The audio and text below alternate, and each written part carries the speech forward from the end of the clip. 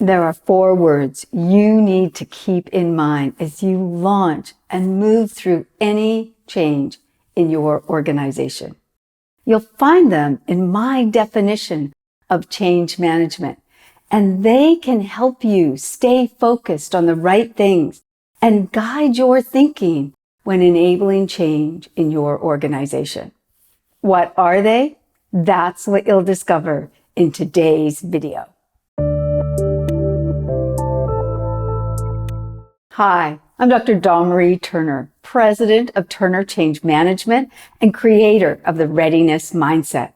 As a leading expert in organizational change, I work alongside leaders to help them successfully navigate the complexities of change using practical, science-based methods that make their organization stronger, healthier, and with employees who can get excited about change. Leading and managing change is not easy, and it can be challenging to know what to do in every situation, even when you have a change management methodology. That's why I like to use key words to help focus and guide my thinking. You can do the same when leading and enabling change. As I mentioned at the beginning of this video, there are 4 key words within my definition of change management. Change management is the process needed to enable people in an organization to transition from their current environment and adopt a new work or work environment and achieve an intended outcome. The first word is process. Change is a process that starts with an event or a decision, and understanding and working with the process is critical to your success. One reason change often fails when using a change management methodology is that leaders are too focused on the steps in the methodology and not in the process and the people's response to the change process. For example, you make the decision to implement a new sales technique. At that point of making that decision, no change has occurred in your organization, only a decision to make a change. The change occurs as you and your sales team move through the transition process. It begins with an understanding of the need and the outcome. Then you and your employees become willing to let go of your current ways of selling and working with your customers. Then you begin to learn the new techniques until finally you have fully adopted and feel confident in the new sales techniques, and they have become embedded into your operation. Only then has change occurred. The second key word, enable. The process of change is a personal internal journey for each of us. That's why it's not possible for us to manage another person's journey. In a way, change management is an oxymoron because we can't manage another person's change journey. But what we can do and what is our role as leaders is to create the conditions, the environment that encourages, motivates, prepares, and support people to make the journey as comfortable as possible.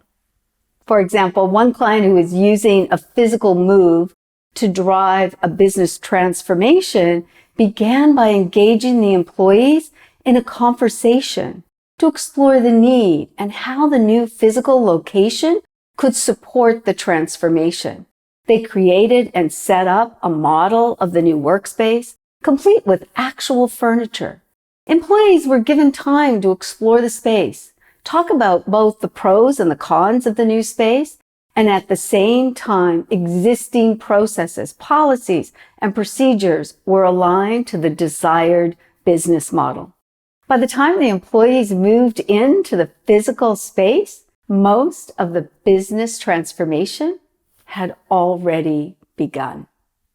The third key word, people. Your organization won't change unless each of the people in your organization change their behaviors, their work activities, attitudes, and thinking. They need to commit to doing something different. For that reason, every organizational change is individual change. To enable individual change, you need people readiness. People readiness is different than organizational readiness. Organizational readiness refers to the conditions within the organization that must be in place to complete an event. That might be the construction of new physical space, or the purchase of new hardware or software, or a particular training program. People readiness is the willingness and ability of a person to engage in the activities and behaviors necessary for those new changes, those new activities and behaviors to become integrated. It is possible to have high levels of organizational readiness without people readiness. But without people readiness, you have little chance of success.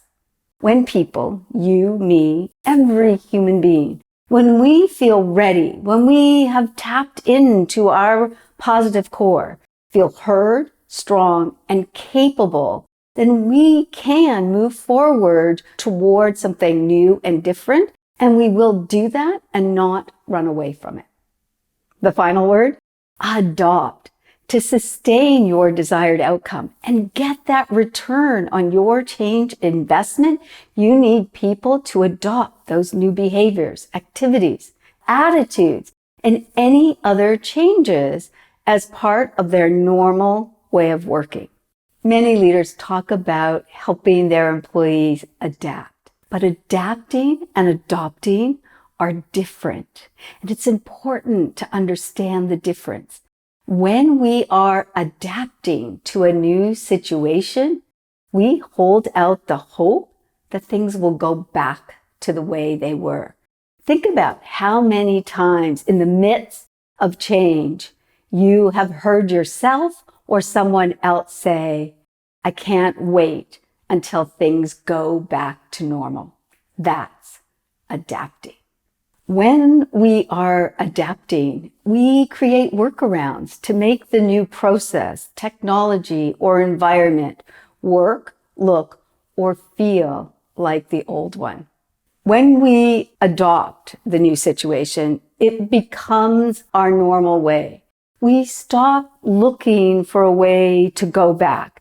We are fully committed to living in that new environment and creating that as the normal, as the way things are done around here. I explore the concept of adapting, adoption, implementation, and integration in my video, Stop Implementing Your Change Initiatives, and I'll put the link below.